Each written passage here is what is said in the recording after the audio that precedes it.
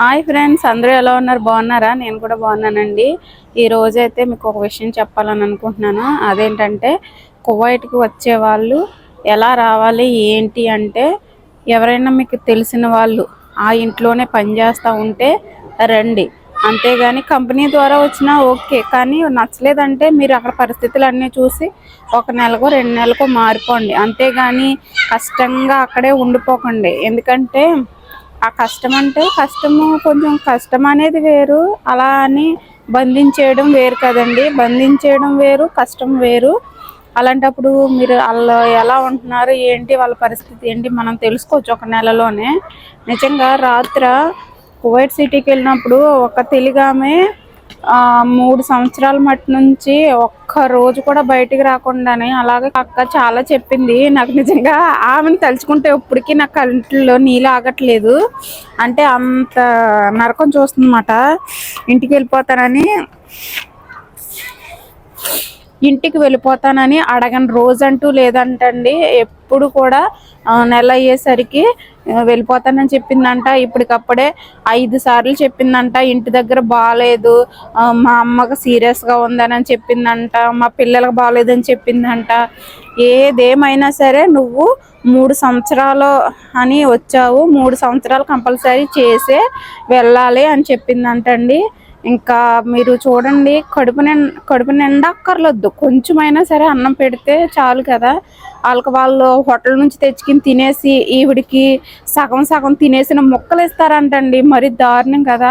ఉన్నారండి, లేకే పోలేదు, ఉన్నారు మంచి వాళ్ళు ఉన్నారు. అలా అని చెడ్డ వాళ్ళు అంటే ఏం చెప్తామండి, మన కర్మ. చూస్తున్నారు కదా, కోయిట్లో బాగా హ్యాపీగా సంపాదించే వాళ్ళు ఉన్నారు, అలాగే హ్యాపీగా తిరిగి ఎంజాయ్ చేసే వాళ్ళు ఉన్నారు, అలాగని రేత్రా పగలు కష్టపడే వాళ్ళు కూడా ఉన్నారు. అన్ని రకాల వాళ్ళు ఉన్నారు.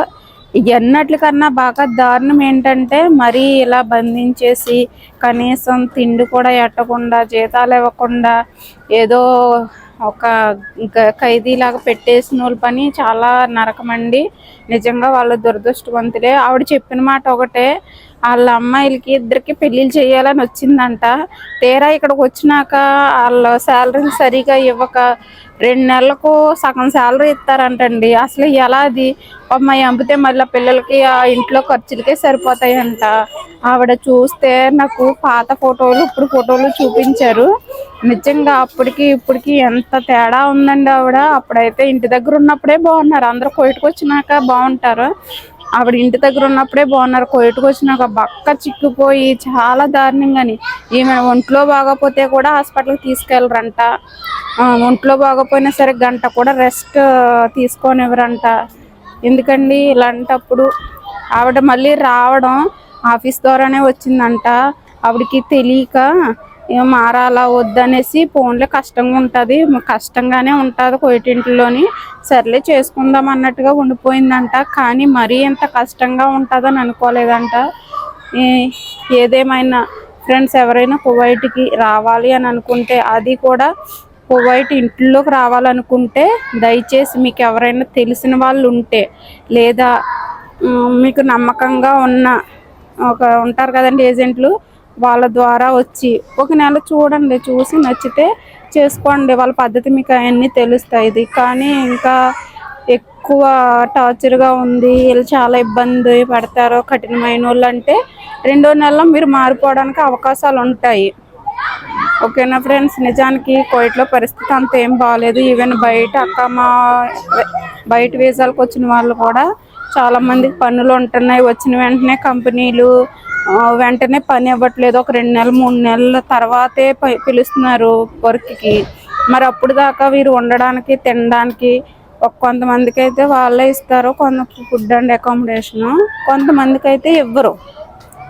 అలాంటి వాళ్ళు ఏం చేయాలి? వాళ్ళకి తెలిసిన వాళ్ళు ఎవరైనా ఉంటే పర్వాలేదు బయట, లేకపోతే వాళ్ళ పరిస్థితి ఏంటండి? సో ఇవన్నీ గమనించుకుని రావాలనుకునే వాళ్ళు ఒక నిమిషం ఆలోచించి రండి.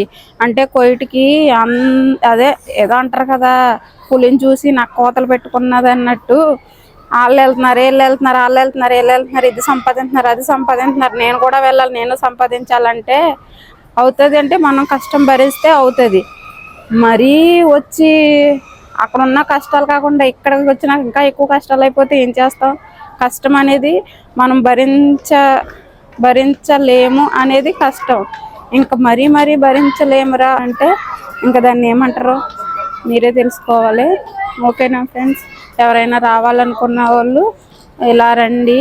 ఇంకోటి ఏంటంటే కువైట్ ఇంట్లో జీతాలు ఎలా ఇస్తారంటే 100, కువైట్ ఇంట్లో అయితే 100 నుంచి 120 ఇస్తారు. అదే బయట అనుకోండి 150 నుంచి 350, 400 దాకా ఇస్తారన్నమాట. ఇంకా మంచి జాబులు గవర్నమెంట్ దాంట్లో అయితే 400 నుంచి 500, 800 దాకా కూడా ఉంటుందండి. ఉంటుంది వాళ్ళకి స్టార్టింగే అంత ఉండదండి.